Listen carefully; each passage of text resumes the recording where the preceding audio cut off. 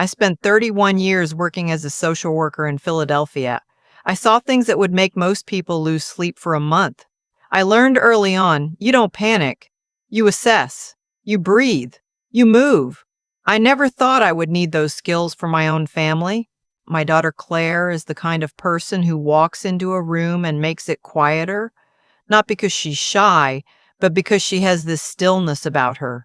Steady, thoughtful. She got her father's patience and, God help her, my stubbornness.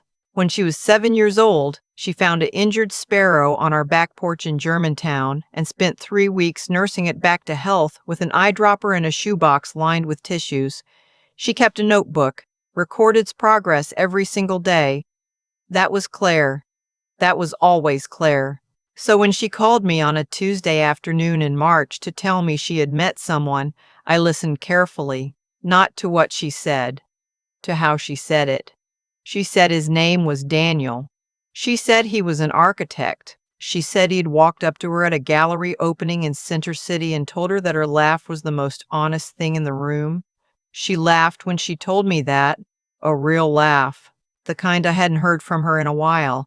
She'd been working too hard, sleeping too little, the way young women do when they're trying to prove something to a world that keeps moving the finish line. I told her I was happy for her. I meant it. I asked one question, just one. I said, "Tell me about his family." She paused. Just a half second. She said, "Oh, Mom, you'll love them." I made a note of that pause. Daniel came to Sunday dinner in April. He brought flowers. Not roses, tulips, which told me he had asked Claire what I liked, or he had paid attention when she mentioned it. He shook my hand before he hugged me. He helped clear the table without being asked. He looked Claire in the eye when she spoke. I watched him the way I watched everyone. It was a habit I couldn't turn off after 3 decades. I looked for the micro expressions, the quick corrections, the moments when the mask slips because it gets heavy. That evening, I didn't see anything that worried me. That was a problem with men like Daniel. The presentation was flawless. His mother, Barbara, I met 2 months later at a dinner at their house in Chestnut Hill. It was a big house, that kind of old money quiet where everything is tasteful and nothing is warm. Barbara was a tall woman, silver-haired, wore a linen blazer indoors on a Saturday.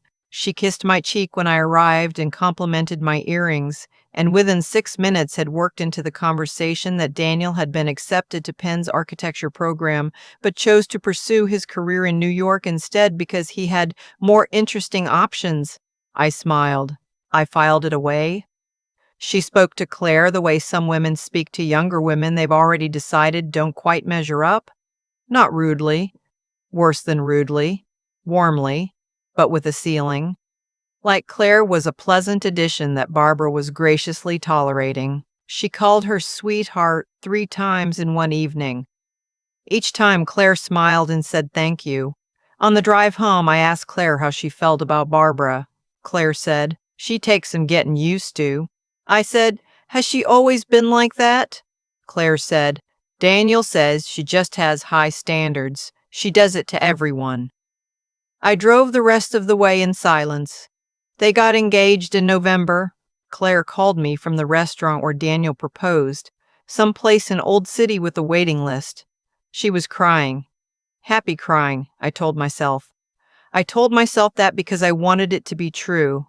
The wedding was the following September. Beautiful day.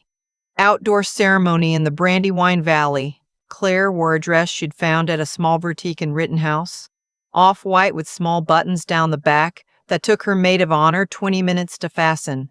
She looked like herself. That's the best thing I can say about a bride. She looked entirely like herself. I danced with her before the father-daughter dance because her father passed when she was 19, and we had an understanding that I would stand in when he couldn't. I held her hands and I looked at her face and I said, "You tell me if you ever need anything." She said, "Mom, stop." I said, "I mean it." She said, "I know, I love you. Stop." I stopped. The first year was fine. They settled into an apartment in Fairmount. Daniel's firm was doing well. Claire was working as a graphic designer, freelance, which she loved because she could set her own hours. They came to Sunday dinners when they could. They seemed happy. I told myself they were happy. The second year, things shifted in ways I couldn't quite name at first. Claire started calling less. When she did call, the calls were shorter. She used to talk the way she always had, rambling, looping back, laughing at her own tangents. Now she was precise, efficient. She answered my questions but didn't volunteer anything. I visited one Saturday in February and noticed that a painting she'd had since college, a print she loved, bright colors, a little chaotic, very Claire, was no longer on the living room wall. I asked about it. She said Daniel thought it was too busy for the space. I looked at the wall where it had been. Blank. White. I didn't say anything. A few weeks later, I noticed she'd stopped wearing her hair the way she used to. She had always kept it natural, big and beautiful, the way her grandmother wore hers. Now it was straightened, pulled back tight. I complimented it. She said Daniel preferred it this way for dinner parties. I asked when they'd started having dinner parties. She said Barbara liked to host formal dinners and it was easier if everyone looked the part. I sat with that sentence for a long time after I got home. I started paying closer attention. Not in an obvious way. I'd spent 30 years making people comfortable enough to tell me the truth, and I knew how quickly that skill disappears the moment someone feels watched. So I just listened. I noticed. I kept a small notebook on my nightstand the way Claire had kept one for that sparrow. By spring of the third year, I had a list. Claire had stopped freelancing. Daniel felt it was better if she wasn't spread too thin. She was managing the household instead. She had dropped 2 of her 3 close friends. I heard this from one of them, Maya, who called me confused and a little hurt, saying Claire had slowly become unavailable, then unreachable. She had started prefacing her own opinions with Daniel thinks or we feel. She had lost 11 pounds. She said she was eating healthier. Her eyes when she said it did not match the words. I didn't panic. I assessed. I called my friend Roberta, who had been a family law attorney in Montgomery County for 25 years before she retired. I didn't ask her anything specific. I just said I might have a situation and I wanted to understand some things. She talked for an hour. I took notes. Then I waited. Because the one thing you learn in social work is that you cannot pull someone out before they're ready to leave. You can only make sure that when they reach for a hand, yours is there. The dinner was in October. Barbara had invited the family to her home in Chestnut Hill, a birthday dinner for Daniel. Formal, as always. The table was set with the kind of precision that makes you afraid to reach for the bread. There were 8 of us. Barbara at the head of the table, her younger sister Patricia on one side, quiet woman, rarely made eye contact, Daniel's colleague from the firm, a man named Greg, and Greg's wife, me, and Claire, who sat across from me and looked, for most of the first hour, like a woman trying very hard to take up as little space as possible. The food was catered. Salmon with some kind of crust I didn't recognize. Everything was quiet and correct. Then the soup course arrived, and Barbara mentioned, in that casual way of hers that was never casual, that Claire had offered to make her grandmother's sweet potato pie for dessert, but Barbara had decided it was better to let the caterer handle the full meal. She said it with a smile. She said, "Bless her heart," at the end, which in certain parts of this country is not a compliment. Claire looked down at her bowl. I looked at Claire. Daniel said, "Mom's right. It would have been a lot of extra work for you, babe." He reached over and patted her hand, the way you pat the hand of someone you are simultaneously dismissing and managing. Claire nodded. She said, "Of course." She picked up her spoon. Then something happened. Something small that I had been waiting, without knowing I was waiting, to see. Greg's wife, a pleasant woman named Terry, turned to Claire and said warmly, "I actually love sweet potato pie. My grandmother used to make it. Maybe next time?" Claire looked up, and for just a moment, one unguarded moment, something crossed her face that I recognized immediately. Not gratitude, recognition. The recognition of a person who has been so thoroughly told their presence is a burden that a single kind word from a stranger lands like a lifeline. Her eyes filled. Just briefly, she blinked it back fast. Daniel saw it too. He turned to her. Quietly. The kind of quiet that is not gentle. He said, "Don't." Just that word. Just that one word under his breath, between them. Claire pressed her lips together, nodded once, looked back down at her plate. I set down my fork. Barbara, across the table, had watched this entire exchange, and I want you to understand this because I have replayed this moment many times. She smiled, small and satisfied, like something had just been confirmed. Nobody else at the table seemed to notice, or they noticed and decided not to. I noticed. I reached into my handbag. I took out my phone. I held it in my lap under the table and I sent 2 text messages. The first was to Roberta. It said, "I need you to be ready. I'll call tomorrow morning." The second was to Maya, Claire's friend. It said, "I need your help. Don't reach out to Claire yet. Wait for me." Then I put my phone away, picked up my fork, and finished my salmon. I made conversation. I thanked Barbara for a lovely evening. I helped carry a dish to the kitchen because that is what I do. I make myself useful and I make myself invisible and I watch. When we were leaving, I hugged Claire at the door. I held on a little longer than usual. I felt her exhale into my shoulder the way she used to when she was small, and something had frightened her and she didn't have the words for it yet. I whispered, "I see you." She didn't say anything, but her arms tightened around me for just a second before she let go. The next morning, I called Roberta at 7:30.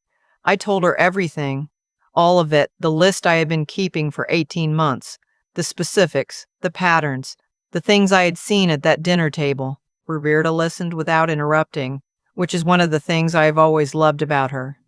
When I finished, she was quiet for a moment. Then she said, "You've been building a case." I said, "I've been paying attention." She said, "That's the same thing." She told me what I needed to document. She told me about the legal process in Pennsylvania for protective orders and how evidence of a pattern of coercive control, which is what this was, she said it plainly, is treated in family court. She gave me the name of a colleague who was still practicing. She said to move carefully and to move soon. I called Maya next. Maya had loved Claire since they were in their 20s. She was also a nurse, practical and fierce in equal measure. I told her what I needed. She said, "Tell me exactly what to do and I'll do it." That week I did 3 things. I opened a folder on my computer and organized 18 months of notes into a clear dated timeline. Behavioral changes, incidents, quotes. I had written down verbatim the painting, the hair, the weight, the friends, the career, the dinner. I contacted Roberta's colleague, a family attorney named Susan, and had a consultation. I understood what my daughter's options were before my daughter knew she was looking for options. And I began calling Claire every day, not urgently, casually, just to talk, just to be present, just to let her hear my voice and remember who she was before she started shrinking. It took 6 more weeks. On a Thursday in late November, Claire called me at 9 in the morning. I knew from the first syllable, that particular silence before a person speaks when they have finally decided to say the thing they have been holding for too long. She said, "Mom." I said, "I'm here." She said, "Something happened last night." She told me, "I won't tell you the details because they are hers, not mine. What I will tell you is that by the time she finished talking, I was already reaching for the notebook where I had written Susan's phone number." I said, "Claire, I need you to listen to me very carefully." She said, "Okay." I said, "I have been preparing for this conversation. I have a plan. I need you to trust me." A long silence. Then, "How long have you known?" I said, "I've been watching since that first dinner in Chestnut Hill." She cried. Not the quiet crying she'd been doing for 3 years, the real kind, the kind that sounds like something breaking and something releasing at the same time. I let her cry. Then I walked her through every step. Susan filed for an emergency protection order within 48 hours. My documented timeline, 18 months of specific dated observations, was submitted as part of the supporting record. Claire stayed with me in Germantown while the legal process moved forward. Maya came over that first night with food and stayed until midnight, sitting with Claire at my kitchen table the way good friends do, not asking for anything, just being there. Daniel did not respond well to losing control of the situation. Men like Daniel rarely do. He called. He sent messages. He showed up at the Fairmount apartment, which was in Claire's name, a detail that mattered enormously now. He called Barbara, who called me. It was the only conversation Barbara and I ever had where she was not performing pleasantness. She told me I had overreacted. She told me Claire was fragile and had misunderstood things. She told me I had always been too involved. I said, Barbara, the attorneys are handling it now. You should speak to yours. She started to say something else. I said goodbye and I ended the call. The protective order was granted. Daniel moved out. The divorce was filed in January. It was not simple and it was not fast, because these things never are. But it moved. Susan was methodical and prepared and very good at her job. Claire was with me for 11 weeks. I watched her sleep too much, then sleep normally. I watched her eat my cooking with the careful politeness of someone who had forgotten what hunger felt like, then eat like herself, too much of everything she'd missed. I watched her call Maya and sit on my back porch for 2 hours, talking the way she used to talk, looping and laughing and circling back. One morning in late January, I came downstairs at 6 and she was already up, sitting at the kitchen table with her sketchbook, the one she hadn't opened in 2 years.